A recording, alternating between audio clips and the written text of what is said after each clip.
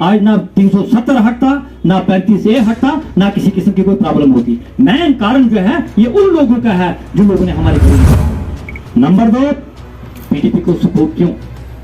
आप बखूबी जानते हैं आसफा बेटी का इन्होंने रेप किया, कत्ल किया, उसके लिए कुर्बानी किसने दी?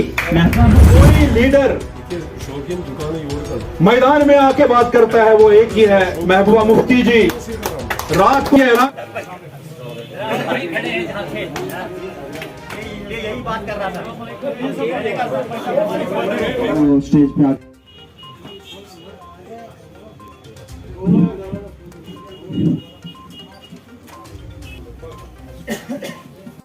क्या लाहे अमल होगा ये बिल्कुल नाकाबिल नहीं है। अच्छे लोग हैं हमारे मौजूद शान साहब 50 साल के बाद कांग्रेस से निकले अब्दुल बोरा साहब।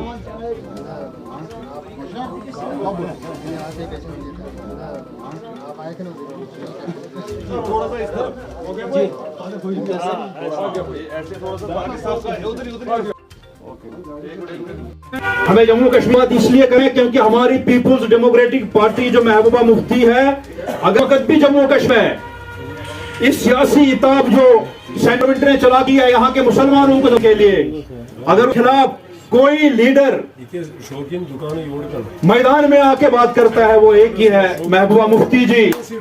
रात को है ना कि भाई अब यहाँ नॉन लोकल्स को वोट दे हक दिया जाएगा, तो आज उसकी प्रेस कॉन्फ्रेंस उस पर आई, वो डट के मुकाबला कर रही है।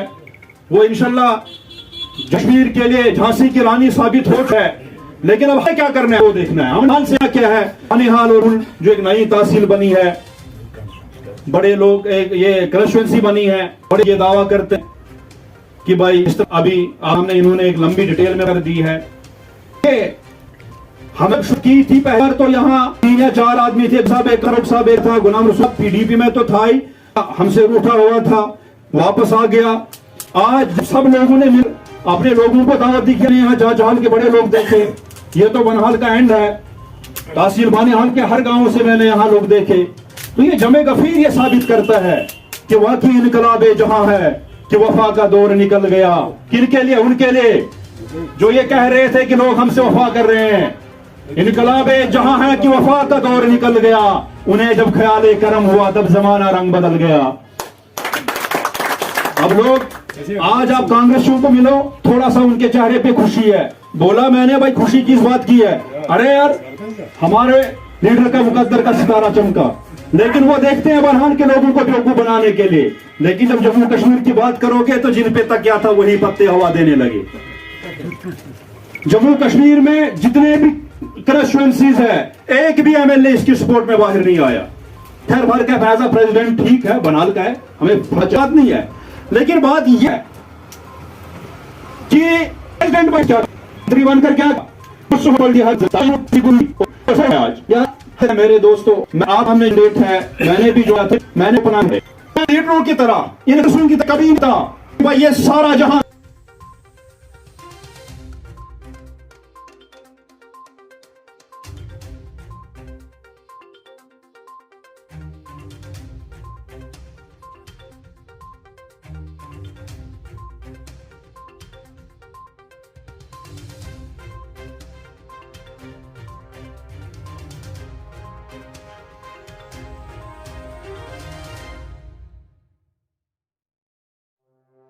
सरकार को यहाँ आकर हम लोगों को परेशान कर दिया है।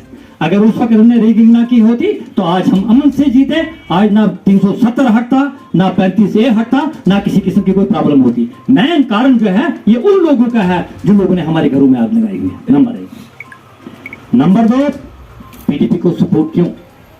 आप बखूबी जानते हैं आसफा बेटी का इन्होंने रेप किया, कत्ल किया, उसके लिए कुर्बानी किसने दी? महबूबा मुफ्ती ने। कॉन्फ्रेंस दी जिसमें ये कहा कि हम 25 लाख लोगों को नई रजिस्ट्रेशन देंगे, जिसमें जो बाहर से लोग आए होंगे यहाँ पे काम करने के लिए वो भी वोट डाल सकते हैं, फौजी भी कर सकते हैं। फिर तो 10 लाख यहाँ फौज है, फिर तो वही इलेक्शन करेंगे, हम किस लिए इलेक्शन करेंगे?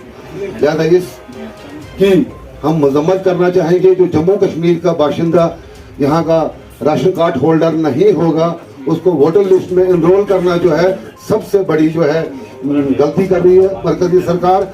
और फिर जम्मू इस मैदान में पैसा कमाना मेरा मकसद नहीं है। वो चाहे इक़्तिदार हो तब भी आपकी खिदमत करेंगे, चाहे इक़्तिदार न हो तब भी आप जब भी हुक्म करोगे इम्तियाज खान आपके सामने हाजिर हो जाएगा। और कहीं न कहीं मेरी ये कोशिश थी कि मैं पंचायत वाइज आपके इलाके में जाऊं।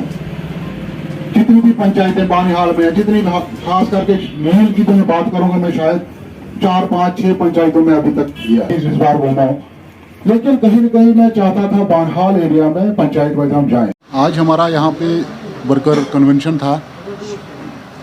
यहाँ पे बानिहाल एरिया का ही सिर्फ, क्योंकि हमने सिर्फ बानिहाल जो ब्लॉक है उसी में सारे वर्करों को बुलाया था, ना खड़ी तहसील से थे ना रामसू तहसील से थे, सिर्फ यहाँ के वर्कर्स के साथ आज हम बात करना चाहते थे।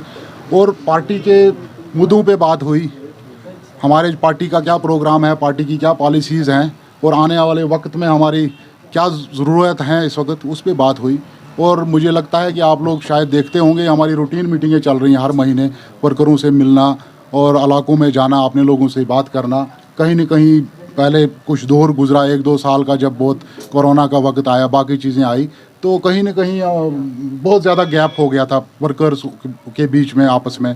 इसलिए हम ये इकट्ठा कर रहे हैं और इनसे बात कर रहे हैं।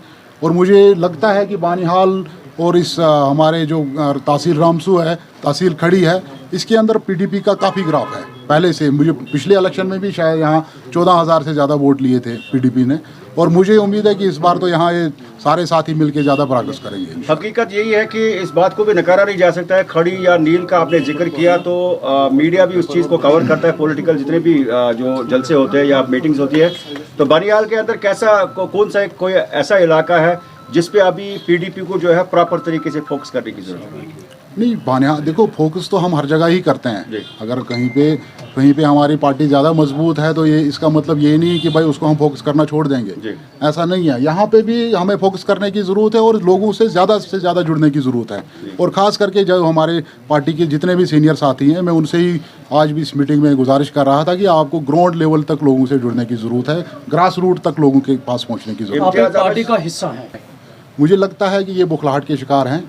कहीं न कहीं मैंने आज तक सुना नहीं कि किसी किराएदार को वोटर कार्ड दिया जाता है। लेकिन जम्मू कश्मीर के साथ ही ऐसा क्यों? क्या मतलब ये करना क्या चाहते हैं इसके साथ?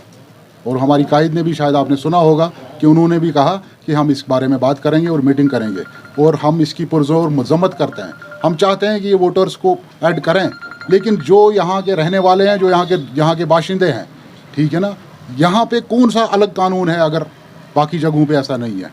कहीं पे मैंने नहीं देखा, मैंने सुना भी नहीं आज तक कि किसी जगह पे भी एक किराएदार अगर महीने के लिए आता है और वो वहाँ का वोट डाल सकता है।